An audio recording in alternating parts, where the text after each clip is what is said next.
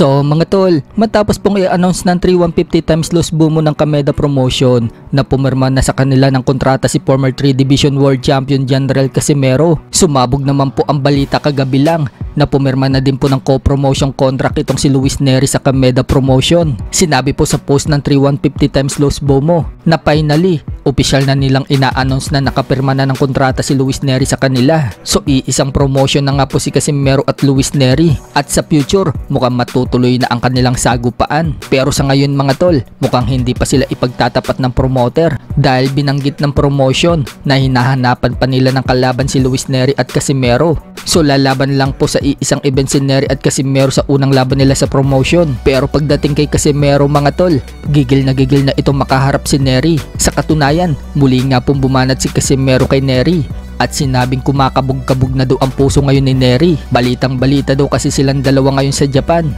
Request pa nga po ni Casimero sa promoter niyang si Kameda, ikasa na daw ang laban nila ni Neri. Sa kabilang banda naman mga tol, Kit one-time tourman, ang palaya pa rin daw hanggang ngayon kay Manny Pacquiao matapos matalo ni Kit Turman kay Pacquiao 6 na taon na ang nagdaan. Sinabi po kasi sa artikulo ng Abante Sports, ang palaya daw itong si Turman. Hindi pa rin daw ito makamove on sa pagkatalo kay Pacquiao ilang taon na ang nakalipas. Kung ano-ano daw kasi ang patutsada nito kay Pacquiao. Sa kakatapos lang daw kasi ng laban ni Manny Pacquiao dito kay Mario Barrios na nauwi sa majority draw. Nagbigay ng pahayag si Turman at sinabing sarili daw ni Manny Pacquiao ang referee. Tumatawag daw kasi si Pacquiao ng break. Nagsasabing low blow yung suntok ng kalaban. Mababawasan ka nga daw ng puntos kapag ginusto ni Manny Pacquiao. Kaya mag-iingat ka daw kapag si Pacquiao ang kalaban mo dahil parang judge daw si Manny Pacquiao. Yan daw ang history ni Manny Pacquiao. Matagal na nga daw niyang ginagawa yan.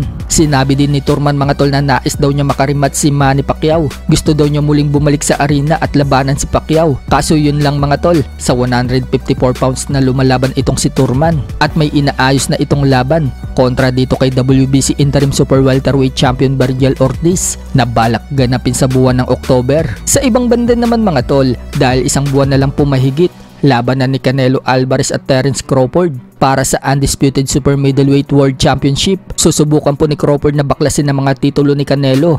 Mula 154 pounds, umakyat po si Crawford ng 168 pounds. So nagbigay po ng tip at babala kay Crawford ang mga nakalaban ni Canelo Alvarez na sina Erislandy Lara at Dimitri Bivol. Unahin na nga po natin itong si Erislandy Lara. Sinabi niya na kailangan daw ni Crawford na gumalaw ng husto para maiwasan daw na matamaan ang braso niya. Napakadelikado daw kung tatayo daw si Crawford sa harap ni Canelo. Pero kung tatakbo daw ng tatakbo si Crawford, maaari daw siyang manalo. Basta ganyan lang daw ang gawin ni Crawford.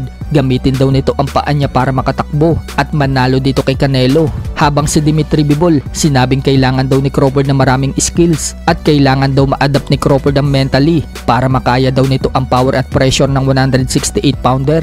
Dagdag pa ni Dimitri Bivol, hindi lang daw power ang kailangan ni Crawford, dapat daw maging ready ang mentally niya dahil kapag hindi daw prepared ang mentally, matatakot lang daw siya at magmumukhang mahina. Yan po ang babala ni Bivol kay Crawford. Naniniwala naman daw siyang may strong mindset itong si Crawford, pero kailangan daw na itong kumuha ng tamang training at mental strength para daw makasurvive kay Canelo Alvarez.